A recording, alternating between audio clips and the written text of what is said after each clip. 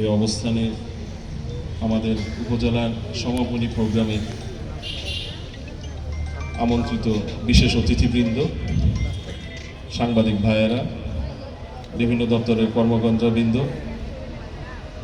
বিভিন্ন ইভেন্টে যারা জয়লাভ করেছে সেই সকল প্রতিযোগীবৃন্দ এবং উপস্থিতি, আসসালামু আলাইকুম। প্রায় 1 মাস 20 দিনের মতো আমাদের যে আয়োজন ছিল, এই আয়োজনটা শুরু হয়েছিল ম্যারাথন দৌড় দিয়ে।